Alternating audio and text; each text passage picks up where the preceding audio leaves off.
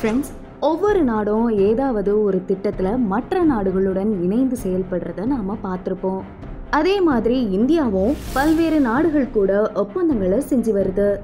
இந்த ஒப்பந்தங்களால் இந்தியாவோட வர்த்தகம் அதிகரித்து வருவது மட்டும் இல்லாமல் பொருளாதாரமும் நன்றாக உள்ளது. சமீபத்தில் ஈரான் கூட இணைந்து பணியாற்றுவதற்காக புதிய ஒப்பந்தத்தில் இந்தியா கையெழுத்திட்டுள்ளது. இந்த திட்டம் தொடங்கப்பட்டதால அமெரிக்கா உள்ளிட்ட பல பெரிய நாடுகள் தூக்கத்தை இழந்திருக்காங்க. இந்தியாவை ரொம்ப டைரக்டா மிரட்டுற அளவுக்கு அமெரிக்கா வருத்தம் அடைந்திருக்குது அப்படின்னு நீங்க நினைக்கிறீங்களா? அமெரிக்காவுக்கும் இந்தியாவுக்கும் இடையிலான உறவு மிகவும் நன்றாக இருக்குது. சரி, அப்படி என்ன ஒப்பந்தம் இந்தியா ஈரான் கூட பண்ணுச்சு அப்படின்னு நீங்க நினைக்கிறீங்களா? இந்தியாவை நேரடியாக அச்சுறுத்தும் வகையில அமெரிக்கா கையெழுத்திட்டு இருக்குது. முழுமையா இதை பத்திலாம் தெரிஞ்சுக்கணும் அப்படின்னா இந்த வீடியோவை நீங்க கடைசி வரைக்கும் ஸ்கிப் பண்ணாம பாருங்க. நீங்க சேனலுக்கு புதியவராக இருந்தீங்கன்னா உடனடியாக எங்க சேனலை சப்ஸ்கிரைப் பண்ணிடுங்க. பெல் ஐக்கானையும் பிரஸ் பண்ணிடுங்க. ஏன்னா அப்பதான் எதனா வீடியோ நாங்க அப்லோட் பண்ணோம்னா உங்களுக்கு கரெக்டா நோட்டிபிகேஷன் வரும். இந்தியாவுக்கும் ஈரானுக்கும் இடையே சாபஹர் துறைமுகம் தொடர்பான ஒப்பந்தம் சமீபத்தில் கையெழுத்தானது.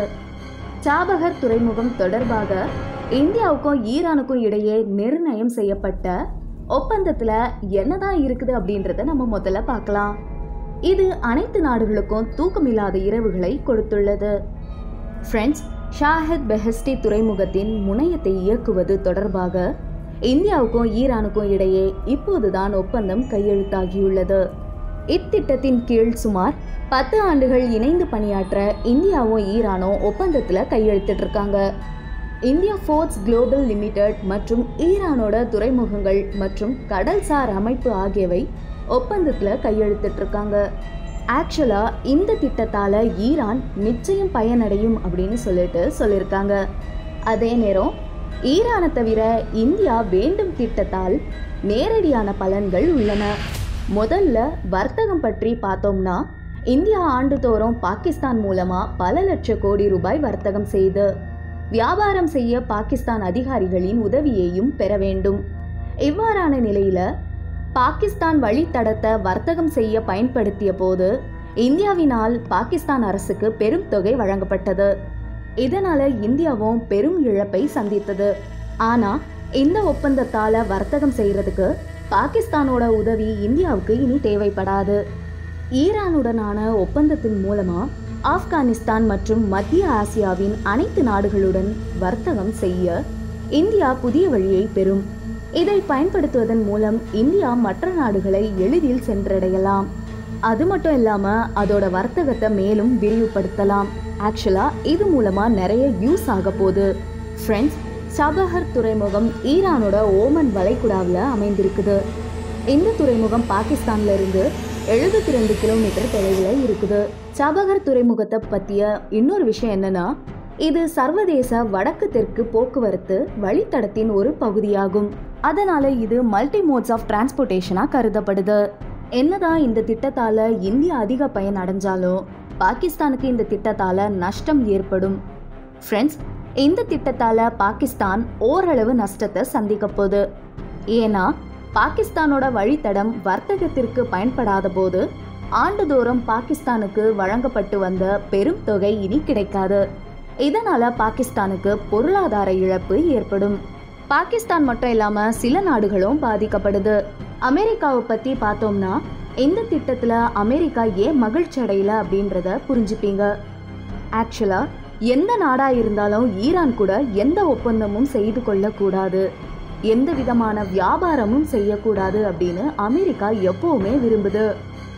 இதனால ஈரான் கூட ஒப்பந்தம் செய்யறதுக்கு இந்தியா இப்போ இவ்வளோ பெரிய ஒப்பந்தத்துல கையெழுத்திட்டதால் அமெரிக்கா மிகவும் பதற்றம் அடைந்துள்ளது. ஆக்சுவலா இந்த திட்டத்தினால ஈரான் பயனடைவதையோ இல்லைனா இந்தியா இந்த திட்டத்தினால எந்த பயனையும் பெறுவதையோ அமெரிக்கா ஒருபோதும் விரும்பாது. ரீசன்ட் டேஸா சில ஊடகங்கள்ல செய்திகள் வெளிவருது.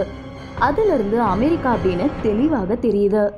இந்த ஒப்பந்தத்தால அமெரிக்காவுக்கு அப்படி என்ன பிரச்சனை? ஈரான் கூட இந்தியா ஷபஹர் ஒப்பந்தத்தில் கையெழுத்திட்டுள்ளதாக அமெரிக்காவுக்கும் தகவல் கிடைச்சதும் செவ்வாய்க்கிழமை அமெரிக்கா இந்தியாவுக்கு நேரடி மிரட்டல் விடுத்தது.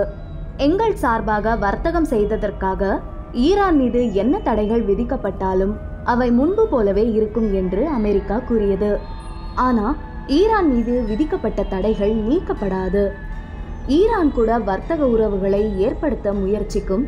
எந்த நாடா இருந்தாலும் சிரமங்களை சந்திக்க நேரிடும். ஏதாவது ஒரு நாடு ஈரான் கூட ஒப்பந்தம் செஞ்சுக்கிட்டா எதுக்கும் ஒரு தடவை சிந்திக்க வேண்டுமாம். ஃப்ரெண்ட்ஸ், இதை பார்த்தா அமெரிக்கா இந்தியாவை நேரடியாக மிரட்டியிருக்குதுன்னு தெரியுது. ஏன்னா தற்போது இந்தியாவுக்கும் ஈரானுக்கும் இடையே தான் சபகர் ஒப்பந்தம் கையெழுத்தாகியுள்ளது. ஆக்சுவலா ஃப்ரெண்ட்ஸ், அமெரிக்காவோட இந்த அச்சுறுத்தல் இந்திய அரசுக்கு ஏதாவது பாதிப்பை ஏற்படுத்துமா இல்லையா அப்படின்றத நம்ம இப்போ பார்க்க போறோம். அதே மாதிரி ஈரான் கூட வர்த்தக உறவை ஏற்படுத்த வேண்டாம் அப்படின்னு அமெரிக்கா ஒவ்வொரு நாட்டிற்கும் அழுத்தம் கொடுக்கிறது.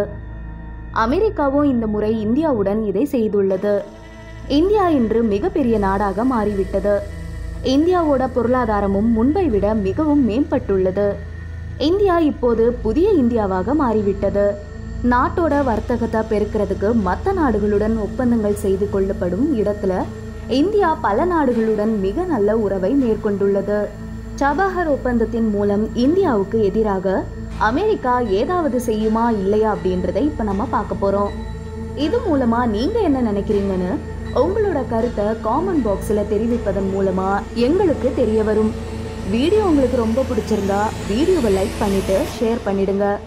இது மாதிரி நீங்கள் இன்ட்ரெஸ்டிங்கான நியூஸ் எதனா பார்க்கணும் அப்படின்னா ஃபர்ஸ்ட் எங்கள் சேனலை சப்ஸ்கிரைப் பண்ணிடுங்க.